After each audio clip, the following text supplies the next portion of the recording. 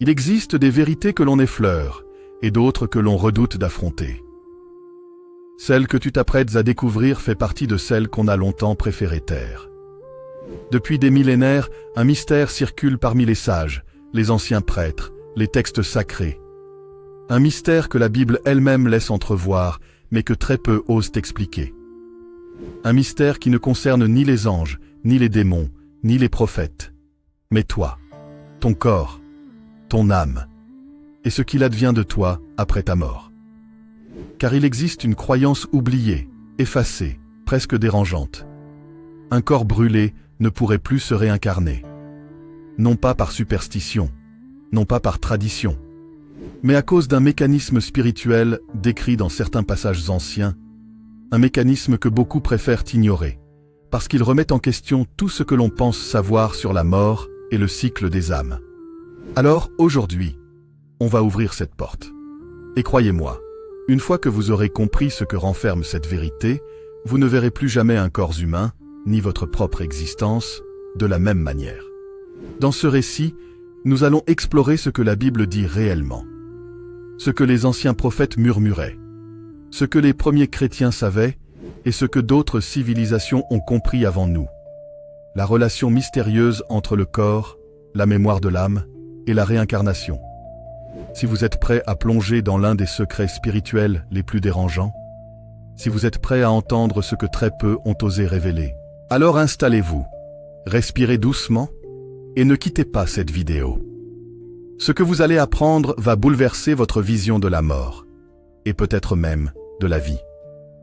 Et avant de commencer, à ceux qui aiment ce type de récit, cette plongée dans les mystères bibliques et spirituels, pensez à vous abonner, à liker et à activer la cloche, parce que ce que vous allez découvrir ici, vous ne l'entendrez nulle part ailleurs. Il existe un passage étrange dans les traditions anciennes. La chair retourne à la poussière, mais l'esprit retourne à Dieu, qui l'a donné. Cette phrase, vous l'avez sûrement déjà entendue, mais ce que personne ne dit, c'est que selon certains anciens sages, cette séparation ne se fait pas toujours naturellement.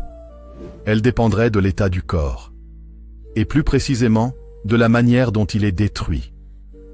Dans les traditions hébraïques les plus anciennes, la relation entre le corps et l'âme n'était pas une simple connexion. C'était un cordon mystérieux, un lien énergétique qui continuait d'exister même après la mort, pendant un laps de temps précis. On appelait ce laps de temps le passage, ou la nuit entre deux mondes. Les anciens rabbins disaient que l'âme, après la mort, restait comme suspendue autour du corps durant 3 jours.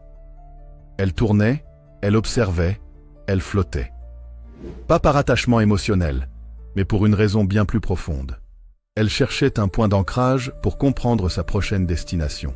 Ce que peu savent, parce que ce n'est presque jamais enseigné, c'est que ce point d'ancrage était associé au corps. Même mort, le corps restait un réservoir d'informations, une sorte de témoin matériel contenant les traces de l'existence vécue. Les émotions, les mémoires, les habitudes, les traumatismes, les fautes, les bénédictions. Tout ce qui avait façonné une vie. L'âme, dans cette perspective ancienne, ne quittait pas immédiatement la terre pour le royaume divin. Elle lisait encore les empreintes laissées dans la chair. Et ce processus, mystérieux, fragile, délicat, était essentiel pour déterminer la suite. Le repos, la purification ou la renaissance. Mais voilà ce que les textes anciens insinuaient sans jamais le dire directement. Lorsque le corps est brûlé, lorsque la chair est réduite en cendres, ce mécanisme se brise. L'âme perd son point d'appui. Elle est comme éjectée du cycle naturel prévu par Dieu. Et selon les plus anciens enseignements, cela l'empêcherait de se réincarner. Mais pourquoi? Pourquoi la Bible, et tant d'autres traditions, mettait-elle autant d'emphase sur le fait d'enterrer un corps dans la terre plutôt que de le brûler? Et surtout, quel rapport cela a-t-il avec la réincarnation? Pour répondre à cela, il faut remonter des milliers d'années en arrière, dans les premiers textes connus de l'humanité, et comprendre comment les anciens percevaient réellement le corps. Pour beaucoup, le corps n'est qu'une coquille, un support temporaire, un véhicule qui nous porte dans la vie, avant de disparaître. Mais pour les anciens Hébreux, et c'est là tout le point crucial, le corps était un manuscrit sacré, un livre vivant, un livre écrit par Dieu lui-même. Chaque cellule, chaque fibre, chaque grain de peau constituait une ligne dans ce livre. Une ligne qui, après la mort, devait être lue par l'âme. Dans les textes de la Kabbale ancienne, il est dit ceci. L'âme lit dans la chair ce qu'elle n'a pas encore compris de la vie. Autrement dit, le corps ne servait pas seulement à vivre. Il servait à comprendre sa vie après la mort. Et lorsqu'on brûlait un corps, ce livre essentiel, était effacé. C'est pour cela que le feu était considéré comme l'élément le plus dangereux pour l'identité spirituelle. Le feu, dans la Bible, a toujours eu une symbolique ambivalente. Il purifie, mais il détruit aussi. Il révèle, mais il consume. Et les anciens savaient que brûler un corps, ce n'était pas seulement détruire la chair, c'était détruire la mémoire. Pas la mémoire mentale, mais la mémoire spirituelle. La mémoire énergétique, celle qui sert de base pour le processus de renaissance. Mais ce n'est que le début de l'histoire. Car pour comprendre pourquoi un corps brûlé empêche la réincarnation, il faut comprendre une chose encore plus troublante.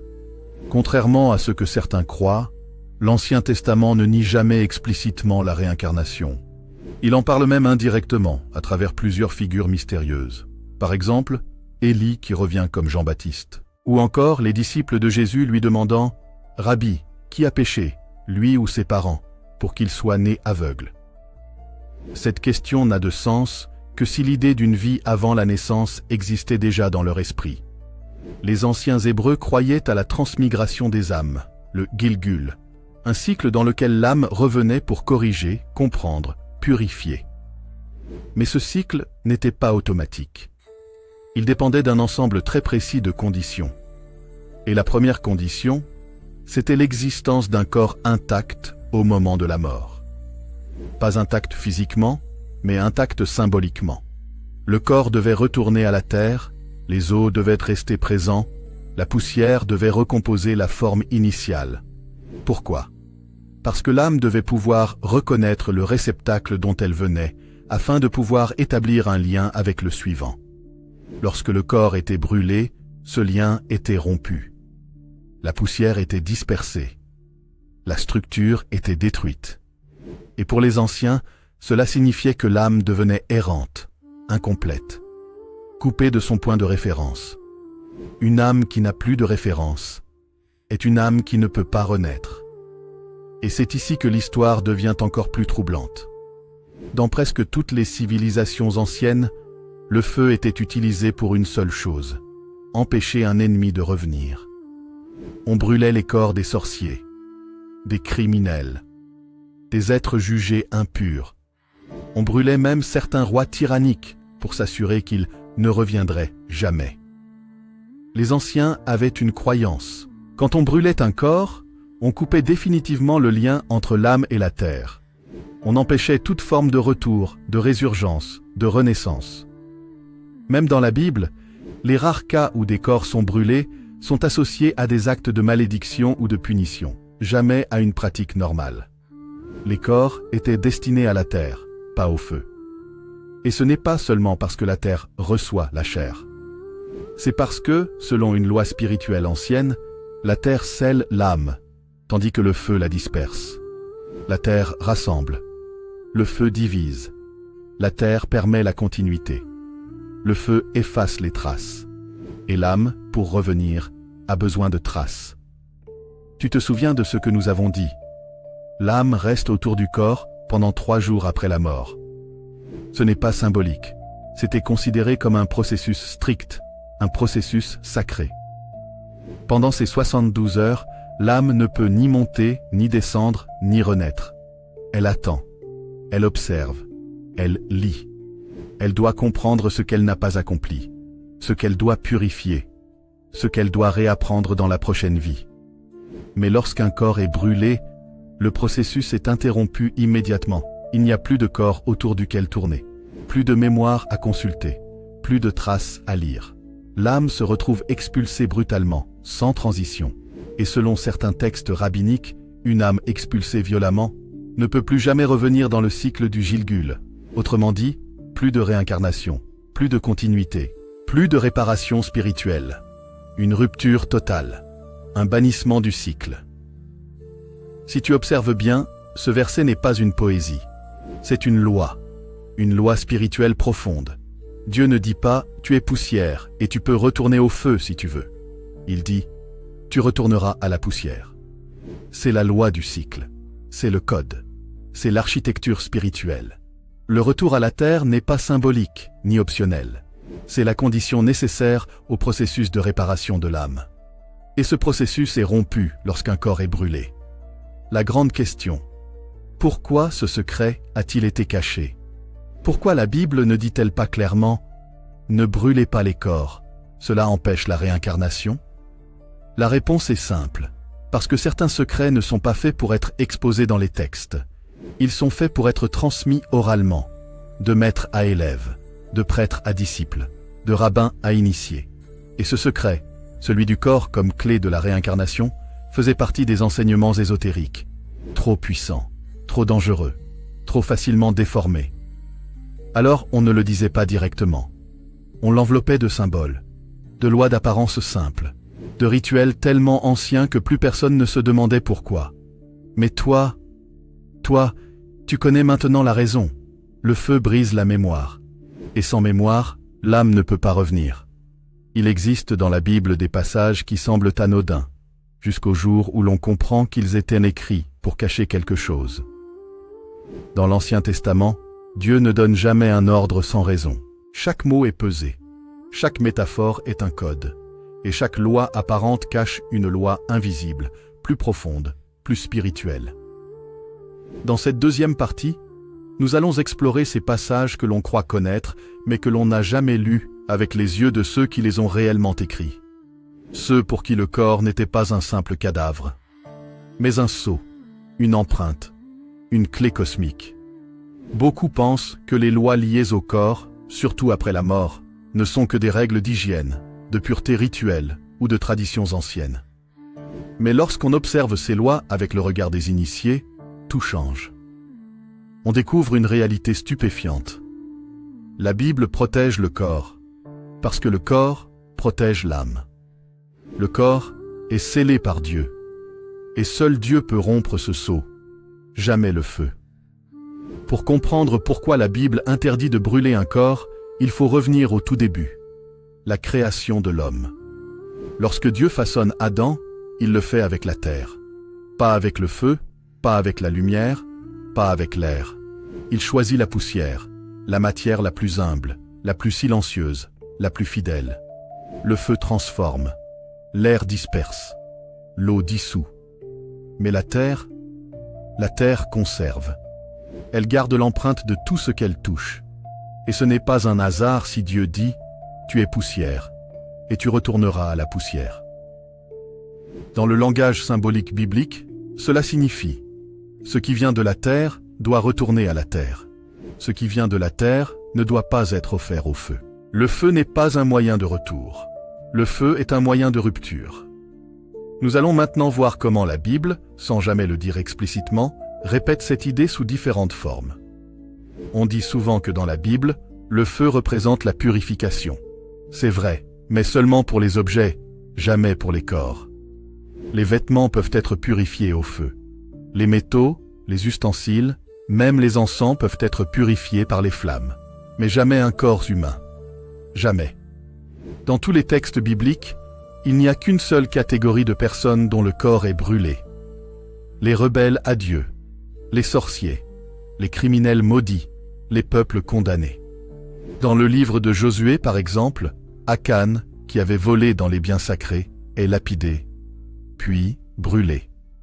Pourquoi? Parce que son nom devait être effacé du cycle. Sa trace devait disparaître. Le feu était utilisé comme destruction spirituelle, pas comme purification. On brûlait un corps uniquement pour empêcher son retour, pour le couper du monde des vivants, pour mettre fin au cycle. Ce que les anciens savaient, et que nous avons oublié, c'est que le feu est l'élément qui efface, pas celui qui purifie. Dieu accepte le feu pour les sacrifices, mais pas pour les corps. Pourquoi? Parce que le corps, même mort, reste une propriété divine. Prenons un exemple simple. Lorsque quelqu'un mourait en Israël, il devait être lavé, oint, puis posé dans la terre, jamais brûlé. Mais pourquoi autant de soins pour un corps, alors que la personne est morte? Les rabbins du IIe siècle répondaient à cette question avec une phrase que beaucoup d'historiens ont sous-estimée. Le corps est le dernier vêtement de l'âme. On ne le détruit pas avant que Dieu ne le détache. C'est une phrase capitale. La signification réelle est la suivante. Le corps n'est pas un déchet biologique. Le corps n'est pas un objet vide. Le corps, même mort, garde encore un lien spirituel avec l'âme. Le corps doit être dissous naturellement pour que l'âme puisse accomplir sa transition. Autrement dit, tant que le corps n'a pas rejoint la terre, l'âme n'a pas terminé son passage. Cette vision bouleverse tout ce que l'on croit savoir. Car si l'âme dépend de l'état du corps pour poursuivre son cycle, alors un corps brûlé ne peut qu'entraîner une rupture cosmique. Mais ce n'est pas tout. Il existe un passage biblique qui va beaucoup plus loin. Dans le livre d'Amos, un prophète mystérieux et souvent négligé, on trouve une phrase étonnante. Ils brûlèrent les os du roi d'Édom pour en faire de la chaux. Pourquoi cette précision? Pourquoi parler d'un acte si particulier? Les anciens commentateurs juifs répondent « Ce geste n'était pas un manque de respect, c'était une attaque spirituelle. Brûler les os, c'était empêcher l'âme du roi d'Édom de recevoir sa portion dans l'avenir. Les os étaient considérés comme la dernière archive de l'existence.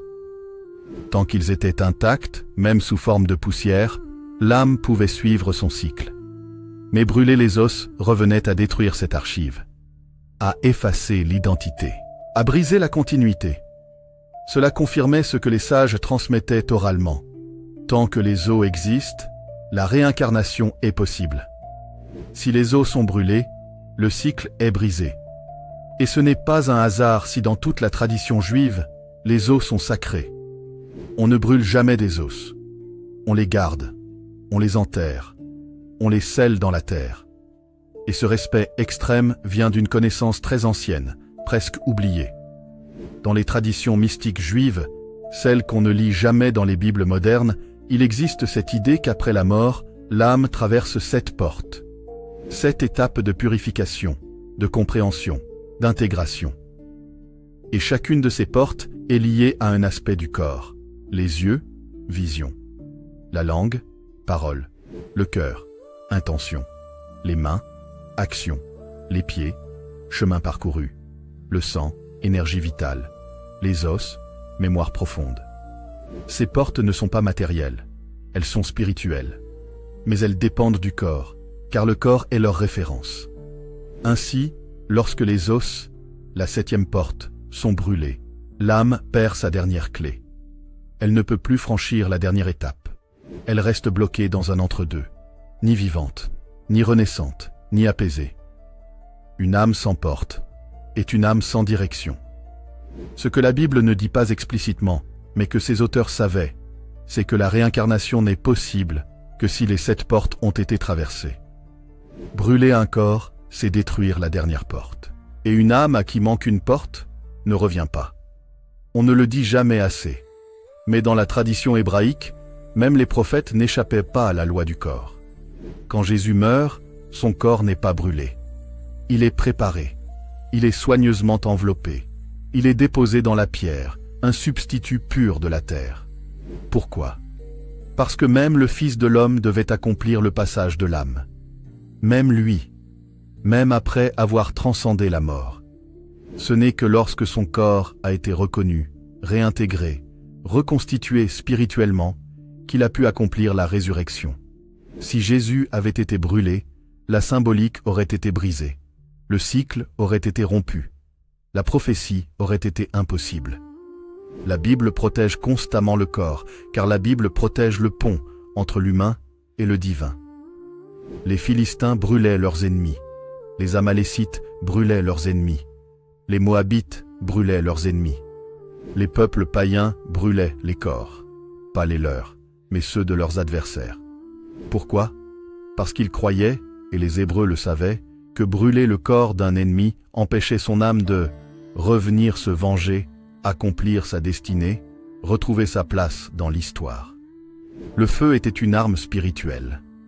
Les Hébreux, qui croyaient en la continuité des âmes, considérèrent la crémation comme une forme de violence spirituelle extrême. Les seuls cas où les Hébreux brûlèrent quelqu'un étaient les cas où Dieu voulait effacer une lignée, pas la purifier. Le feu détruit les traces. Et dans un monde où l'homme n'existe que par ses traces, le feu est l'antivie. On considère souvent l'enterrement comme une tradition culturelle. Mais dans le texte biblique, il est beaucoup plus que cela. Dieu dit à Abraham, « Tu seras enterré dans une bonne vieillesse ». Dieu dit à Jacob, « Ne m'enterrez pas en Égypte ». Dieu dit à Moïse, « Enterrez-les le jour même ». À chaque fois, Dieu insiste. Il répète. Il ordonne avec précision. Le corps doit être enveloppé. Le corps doit être lavé. Le corps doit être parfumé. Le corps doit être placé dans la terre. Les os doivent être laissés intacts. Mais pourquoi autant de détails? Parce que ce rituel n'est pas un hommage. C'est une procédure cosmique. L'âme suit un protocole. Et le corps est la première étape de ce protocole. Rompre ce protocole, c'est rompre la trajectoire de l'âme. Dans les textes anciens, pas seulement bibliques, mais mésopotamiens, hébreux, esséniens et même coptes, un même avertissement revient comme un murmure obsédant. Une âme dont le corps a été brûlé perd sa route. Pas sa valeur, pas sa pureté, pas son identité profonde, mais sa direction. Dans cette troisième partie, nous allons explorer ce que les anciens appelaient l'errance post-mortem, une réalité spirituelle que notre époque moderne a presque oubliée. Et pourtant, dans les visions des prophètes, dans les commentaires des sages, dans les récits secrets transmis par les prêtres du temple, on retrouve toujours cette même idée. Le corps est le point d'ancrage de l'âme. Sans ancrage, l'âme se disperse. Une âme dispersée ne peut ni revenir, ni se reposer, ni s'élever. Ce n'est pas une punition, c'est une conséquence mécanique, une loi naturelle du monde spirituel, au même titre que la gravité dans le monde physique. Dans le livre de Job, on trouve une phrase étrange, presque anormale dans la poésie biblique. « L'homme périt. Et où est-il? Comme une vapeur chassée par le vent. » Ce verset a beaucoup intrigué les rabbins, car dans le texte original, le mot utilisé pour vapeur est « ébel », qui signifie aussi « respiration », âme éphémère, souffle qui se disperse. Ce mot est crucial. Il décrit une âme qui n'est plus contenue, plus concentrée, plus alignée. Une âme qui se dissout comme un nuage qui se défait. Les prophètes expliquaient que lorsqu'une personne meurt naturellement, le souffle quitte le corps, mais il reste structuré, comme un courant, comme une ligne, comme une forme qui poursuit sa route. Mais lorsque le corps est détruit par le feu, ce souffle n'a plus de moule, il n'a plus de structure. Il se disperse dans toutes les directions. Les anciens appelaient cela « Ruah Nifrad », le souffle séparé, Nefesh Nedoda, l'âme errante, ou dans certains manuscrits esséniens, la parcelle sans récipient. Ces expressions, malgré leurs nuances, décrivent toute la même réalité.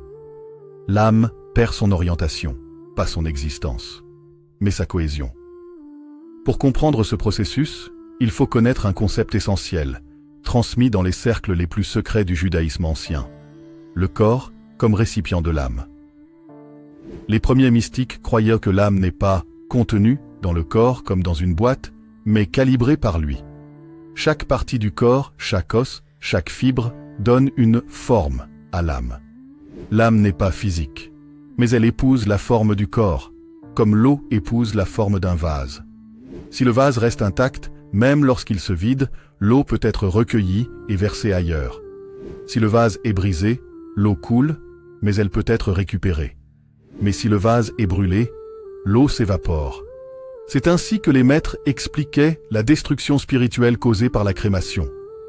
Et ce n'est pas une idée isolée. Dans le Zohar, un texte mystique juif, on lit cette phrase énigmatique. L'âme suit l'empreinte de la chair. Là où il n'y a plus d'empreinte, il n'y a plus de chemin. C'est un aveu à peine voilé. Lorsque le corps disparaît dans les flammes, l'empreinte spirituelle disparaît avec lui. Ce n'est pas un châtiment divin. C'est une loi cosmique naturelle. 3. Le lien brisé. Entre les mondes, ce que les Hébreux appelaient l'intervalle. Dans la pensée juive ancienne, l'univers est composé de 3 mondes. Olam Hazeh, le monde matériel, Olam HaNeshamot, le monde des âmes, Olam Haba, le monde à venir ou prochaine existence. Entre ces mondes, il y a des passages, des ponts que l'âme traverse naturellement lorsqu'elle quitte le corps.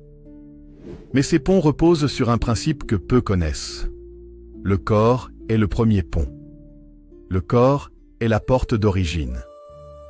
Sans porte d'origine, l'âme entre dans ce que les anciens appelaient l'intervalle. Un espace d'attente, un lieu sans direction. Non pas un lieu de souffrance, cela, c'est l'invention des siècles plus tard, mais un lieu d'immobilité. Une âme dans l'intervalle, ne revient pas, ne se réincarne pas, ne rejoint pas ses ancêtres, n'évolue pas, ne souffre pas, mais n'avance pas. Elle reste dans un état que les anciens décrivaient comme une lampe sans huile. Elle existe, mais elle ne brille plus. Et cette stagnation, beaucoup plus que la souffrance, était considérée comme la pire situation pour une âme. Nous devons maintenant aborder un point que peu de textes modernes expliquent. La mémoire spirituelle est liée aux os.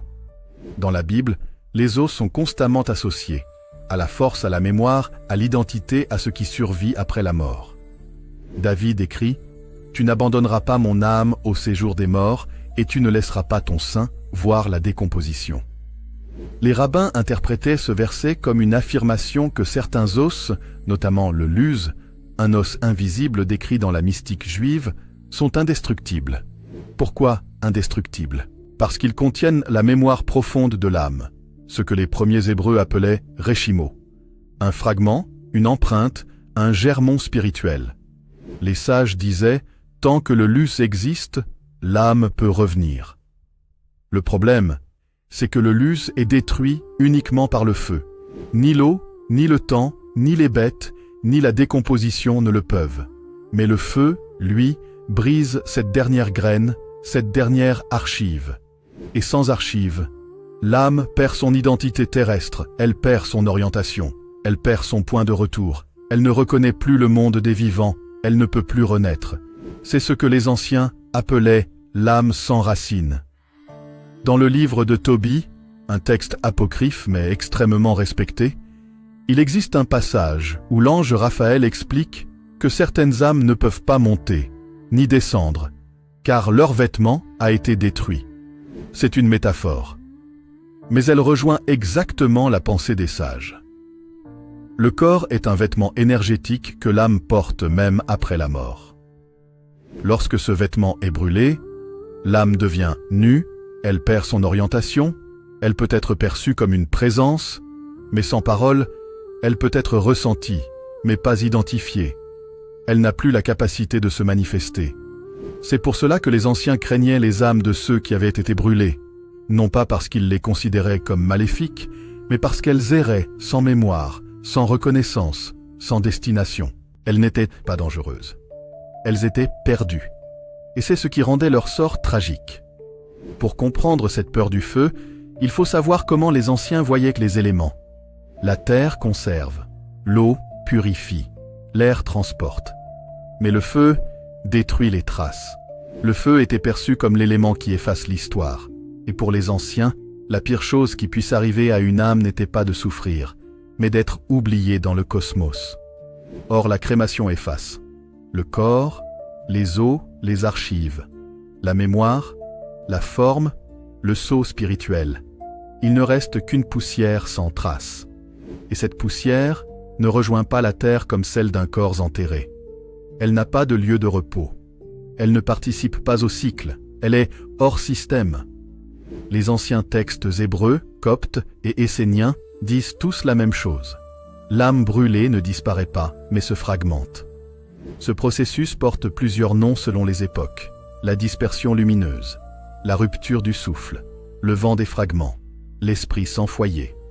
Une âme fragmentée, continue d'exister mais perd sa cohésion, ne se souvient plus de toutes ses vies, ne retrouve plus son cycle, ne revient plus dans le monde matériel, reste dans une forme d'existence sans horizon. Pour les anciens, c'était le plus triste destin possible. Non pas la punition éternelle, mais l'oubli éternel. Maintenant, tout devient clair. Les prophètes interdisaient la crémation, non pas pour des raisons sanitaires, non pas pour des raisons culturelles, mais parce qu'elle détruit la structure, la mémoire, la forme, la porte d'entrée, la porte de sortie, et le sceau. L'âme continue d'exister, mais ne peut plus continuer son chemin. Elle reste, quelque part, suspendue. C'est le drame silencieux dont la Bible ne parle jamais frontalement, mais qu'elle laisse deviner partout. Il existe une phrase que les anciens prononçaient à voix basse. Une phrase transmise comme un avertissement. Un murmure sacré destiné à ceux qui voulaient comprendre le fonctionnement réel de l'âme. Ce n'est pas la mort qu'il faut craindre, mais la manière dont ton corps quitte la terre. Cette phrase, en apparence simple, portait quelque chose de profondément dérangeant. La croyance que la mort n'était pas la fin, que ce n'était qu'un passage, mais que la manière dont ce passage était effectué pouvait fermer ou ouvrir certains chemins. Et l'un de ces chemins, peut-être le plus ancien, le plus redouté, portait un nom oublié. Le cycle du retour. La Bible, dans ses fragments ésotériques, dans ses livres apocryphes, dans les commentaires talmudiques et les traditions orales, laisse entrevoir que l'âme, avant de rejoindre son destin ultime, peut encore être rappelée, replacée, réassignée dans un autre corps, selon la volonté divine ou selon certaines lois mystérieuses que même les prophètes comprenaient mal. Mais un élément revenait constamment dans les enseignements des anciens. Le corps devait retourner à la poussière par lui-même, sans brusquer la matière, sans violenter l'enveloppe, sans la brûler. Et dans cette dernière partie, nous entrons dans la zone la plus délicate, la plus lourde de sens, la plus dangereuse aussi, celle où les anciens expliquent ce qu'il se passe quand un corps brûlé empêche l'âme de revenir. Dans les archives éparpillées de Qumran, dans des fragments dont personne ne parle, se trouvait un avertissement rare gris de poussière, écrit en araméen, attribué à une secte oubliée, les Fils du Feu. Contrairement à ce que leur nom laisse croire, ils n'adoraient pas les flammes. Au contraire, ils les craignaient plus que tout. Ils enseignaient que le feu possède ce qu'ils appelaient le don de dissolution totale. Ce don n'était pas seulement matériel, il n'était pas seulement physique, il était spirituel. Le feu, selon eux, ne détruisait pas seulement les chairs, il effaçait les sceaux, il brisait les liens, il consumait les traces subtiles laissées par l'âme dans son enveloppe charnelle. Ce qui nous ramène à un concept que les sages n'expliquaient jamais devant la foule, le sceau de poussière. Un terme mystérieux, poétique, mais chargé de sens. Les Fils du Feu affirmaient que chaque âme, avant de quitter définitivement le monde, doit déposer une empreinte mémoire dans la matière. Une empreinte qui permettrait un jour à l'âme d'être rappelée, réassignée, repositionnée dans un autre corps si le cycle le demandait. Cette empreinte n'est pas physique, elle n'est pas biologique, elle est subtile, énergétique, spirituelle. Et elle se mélange doucement à la poussière au fil du temps. Mais lorsque le corps est brûlé, cette empreinte est détruite avant d'être déposée. Curieusement, ce concept rejoint celui abordé dans certains midrash juifs, où les rabbins affirment que l'âme doit être libérée, non arrachée. Le feu arrache, la décomposition libère. Autrement dit, le feu interrompt un processus naturel et spirituel prévu pour le bon fonctionnement du cycle des âmes. Et cela, les anciens semblaient le redouter. Là encore, ce n'est pas une croyance ésotérique que l'on ne retrouve nulle part. C'est une idée présente dans plusieurs traditions, religieuses ou non. Dans l'hindouisme, la crémation libère l'âme mais brise le lien avec le monde matériel, ce qui empêche tout retour dans la même lignée. Dans certaines traditions africaines, on dit qu'un ancêtre brûlé ne peut plus marcher dans les pas de ses fils. Dans les textes hermétiques, on affirme que la mémoire cellulaire doit retourner à la terre. Ces idées convergent toutes vers un point central. Le feu efface la mémoire subtile de l'âme. Ce qui rejoint une vieille tradition juive racontée dans certains cercles kabbalistiques. L'âme, après la mort, tourne encore autour du corps pendant 3 jours, comme si elle hésitait, comme si elle attendait quelque chose. Peut-être une séparation naturelle, peut-être une transmission. Les sages expliquaient que l'âme a besoin de ce temps pour imprimer sa dernière vibration dans la matière. Mais si le corps est brûlé avant que cette vibration ne se dépose, le lien est rompu, et le retour devient impossible. Cette idée se retrouve même dans le livre d'Enoch, dans des passages rarement cités. Il y est dit que certaines âmes n'auront plus de corps dans lequel revenir, car leur trace fut effacée du monde des vivants. Les anciens voyaient donc la crémation comme une rupture, non pas une punition, non pas une malédiction, mais une fin, une vraie, une coupure totale entre l'âme et la matière qui lui servait de base pour revenir. L'histoire regorge de souverains, de pharaons, de rois bibliques et de personnages sacrés qui demandaient explicitement que leur corps ne soit pas brûlé, même dans les cas de guerre ou d'épidémie. Pourquoi? Parce qu'ils croyaient, ou savaient, que leur lignée avait besoin d'eux, qu'ils seraient peut-être un jour rappelés, que leur âme devait rester inscrite dans la poussière de la terre. Un texte assyrien raconte que le roi Shamash-Adou avait fait graver sur sa tombe « Que nul ne livre mes os au feu, car mon souffle doit revenir parmi mes fils. » Ce n'était pas de l'orgueil. C'était une croyance profondément ancrée. Le roi devait pouvoir revenir si son peuple avait besoin de lui. Son corps devait donc rester entier, rendu à la poussière, lentement. Même dans la Bible, on voit une insistance étrange pour que les rois de Juda soient enterrés près de leur père et non brûlés, car le chemin doit rester ouvert. Il existe même un passage dans le 2e livre des rois où l'on raconte qu'un roi impie fut brûlé, non pas comme un hommage, mais comme une condamnation. Le texte dit « On brûla ses os », ce qui, dans le langage ancien, signifiait « On ferme son cycle, on empêche son retour ». Cela montre à quel point l'idée était connue. Aujourd'hui, beaucoup pensent que le judaïsme, et donc la Bible, ne parle pas de réincarnation. Ce n'est pas vrai. Les sages du Talmud, les rabbins de la Kabbale, les Esséniens, les mystiques du désert, tous en parlaient. Tous. Mais jamais devant le peuple. Pourquoi? Parce que, selon eux, la connaissance de la réincarnation pouvait être dangereuse si elle était mal comprise. Elle pouvait pousser certains à prendre la vie trop à la légère, ou au contraire à s'enfermer dans la peur. Alors ils ont caché le savoir. Mais certains fragments ont survécu. Dans le Sefer Hagilgulim, livre des réincarnations, on lit « L'âme revient tant que les portes de la poussière ne sont pas détruites ». Ce passage est fondamental. Il révèle que la réincarnation dépend d'un lien, celui entre l'âme et la poussière dans laquelle son ancien corps repose. Et il ajoute une phrase encore plus troublante. Celui dont les portes furent brûlées, que son âme prenne son envol, car la terre ne le rappellera plus. Voici l'idée centrale. La matière brûlée ne peut plus servir de matrice pour le retour d'une âme. La base est détruite. La porte est fermée. Définitivement. Alors oui, l'âme continue son chemin. Elle n'est pas punie. Elle n'est pas perdue. Elle n'est jamais détruite. Mais elle n'a plus la possibilité de revenir sur Terre par les cycles naturels prévus. Le feu la déracine. Le feu coupe définitivement le lien.